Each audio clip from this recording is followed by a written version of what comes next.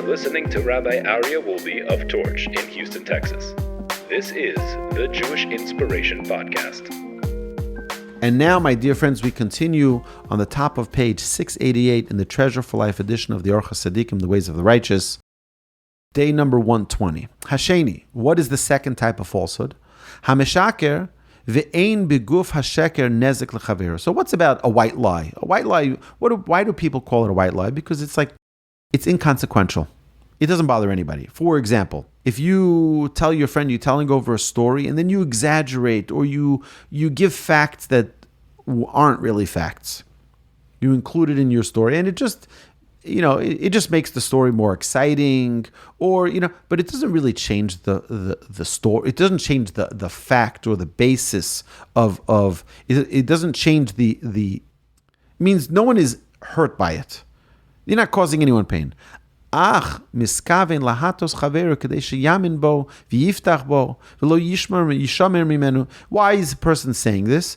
To curry favor with their friends, or that the person should believe or trust them now, or the person should be off guard, shouldn't hold up their guard against them, because I was able to build build credibility in their eyes, or I was able to build a trust with them.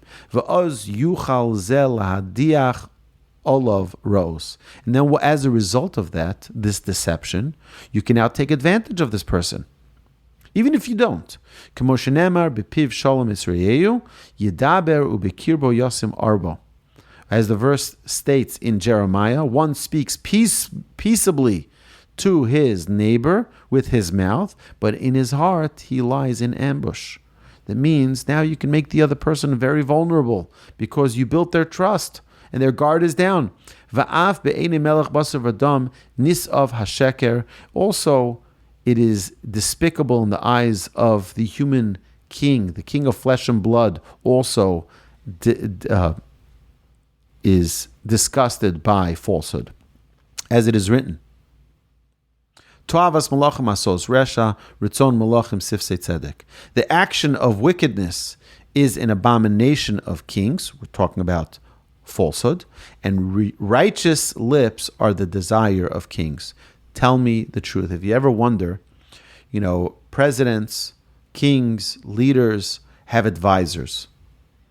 Now they have advisors. The goal of those advisors are not to be yes men. And the goal of those advisors are not to have their ideologies lined up, per se, with that leader. But rather, they're supposed to sometimes be contrary to that leader. Because you want the truth. You want to know how it's going to be perceived. You want to know how it's going to play out. Everyone has their own perspective. And if you're the advisor to a king or to a ruler or to a president, and you just say, yeah, just like you think, I think the same way as you, just giving a rubber stamp to their feelings, you're not doing good for them. Because they need to have the truth of an opposing perspective. So what is the third type of lie? Hashlishi ameshake bechavero lo ligzol mimeno davar shuhu shalo achu roe tova she'asida lavo lechavero. So he says, what's the third category of lie? It consists of those who lie to their fellow man, not to steal from him what is his, but eyeing their fellow man's prospective good and preying upon it to seize it through falsehood and deceit. So, stealing their business deal, hearing, sometimes people do this. They're like, tell me something new about your business. Tell me something just so that they can get a new client, just so that they can take something away that isn't their client per se, but it's a prospective client that now I'm going to make mine. Right? So I'm not taking something away from them, but I'm just pushing that favor my way. Or they may speak lies. He speaks falsehood to his fellow man until he gives him a gift, as by giving him false reports which elicit gifts from him and the like. Presenting false statements about an organization, for example. Someone who's fundraising and they give something which is false, And now someone says, wow, you're doing all of this? I got to support you. I got to give you a donation. But really, those things don't exist. This is a falsehood. This is a terrible thing. As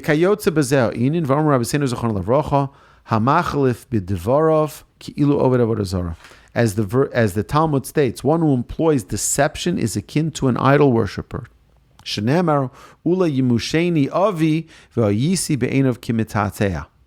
As the verse states in Genesis, perhaps my father will feel me, and I will appear to him as a deceiver. What does it say about idolatry?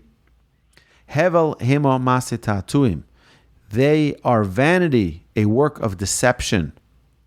Vilav dafka ki'ilu oved avodah mamash, ela hadimyon al haktsas ki hu nistar b'sheker v'nezer b'shav. So what is it? What's the comparison that we're saying to idolatry? It is not as if he actually served idols. The analogy is similar in that he hides in falsehood and is assisted through deceit. There's trickery. It's hidden. It's not, it's like the Jewish people are committed to something which is really, really phenomenal. Really phenomenal. And I think it's only the Jewish people that have this. And that is truth. What do I mean? In Judaism, we question everything. If you look at the Talmud doesn't have a single line in the Talmud that isn't questioning something. Because if your goal is truth, then you're in the endless pursuit of verification of that truth. As we know, there are other religions that don't allow questions because it's a leap of faith. Or if you ask a question, you're an infidel. You're questioning the faith. We're going to wage jihad against you because you're questioning it. And the questioning of it is a disrespect. That's not the way it is in Judaism. It's not a disrespect. On the contrary, when you're verifying the truth, it's a honor because the truth will stand. We're not worried about it all falling apart because you're pressing for the truth. Oh, stop asking questions. No such thing. You don't see this ever in the Talmud. Ever. We would say, just, you know what? Stop. You cornered me. Leave me alone. Okay, it is what it is because I said so. There's no such thing. No such thing in the entire Talmud. All 2,711 pages of Talmud. Not one time does it say that. On the contrary, the Talmud always goes further and further and further into explaining till you go to the verse in the Torah that you see, okay, here's the proof. Here's the proof. Here's the verification. And that's why we continue asking questions, because we're in a deliberate pursuit of what is the truth. That's what we want. That's it we want. What is the truth? Give me the truth and nothing but the truth. Okay. Haravi, what's the fourth type of falsehood? Hameshaker b'sipur dvarim sheshama, where you relate things that you heard falsely. Umachlif miktsasam umiskaven lahachlif, and you deliberately distort some of them. Ve'ein lo shum revach b'osa sheker, and there's no benefit that comes out of these lies, nor do they damage others. It's similar to what we mentioned before. Pa'amim shu misaper devarim shuhu bo de kulam milibo, or sometimes a person can make everything up. It's all a fictitious story that never happened. There's sometimes that you can meet people, hopefully rare, but there are some people who cannot help themselves. They have to lie. They can't help themselves. You went to the pizza shop, great. And what did you get? It's inconsequential. It doesn't make a difference. They can't say the truth. They can't help themselves. There are people like that. It doesn't damage anybody. It's just they can't help themselves but say something, which is v'yesh la'onesh. Such a person who just lies like that, speaks the untruth. There's a punishment to this. She'ohev sheker below to elis. He who loves falsehood even though it serves no end. And this is what King Solomon of blessed memory said in Proverbs, Yafiach gezavim eid sheker, a false witness spouting lies. Meaning, what does that mean? Perush. Im tira ben adam sheyafiach gezavim bidvarov, yesh l'chol leida shezos hamida tevieu lahoit sheker be'achiv, machmas shu oef sheker. He says, meaning, if you see someone spouting lies like that, just senseless lies, meaningless lies, know that this trait will lead him to testify falsely against his brother as a result of his love of falsehood. He can't help himself. You cannot trust such a person because they will always let you down. Why? They just love falsehood. They love lies.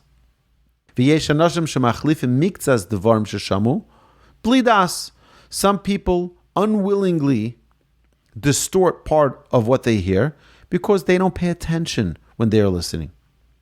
Lachkor alamitusam. They don't investigate and examine the truthfulness of what is being said. Gam zo midoro. This is also not a good trait. Ve'alzeh Amar Shlomo HaMelech, and on this King Solomon said, Olav Hashalom of blessed memory, V'ish omer lenetzach yidaber. But the man who listens shall speak forever. What does that mean? Perush, Misha nosin lev lishma, someone who pays attention. Lahavin tochen ha'inin va'advarim asher yisapru. What does that mean? It means when you hear something, don't just hear it. Be attentive. Understand the essence of what is being said. Clarify. Shelo yimtza befiv lashon sheker. That a person should investigate that he not be lying when he repeats it. Oso ha'ish lanetzach yidaber. Such a person will speak forever. Why? Ki yisavu bnei adam lishmoa devarov v'lo yigaru bo al devarov.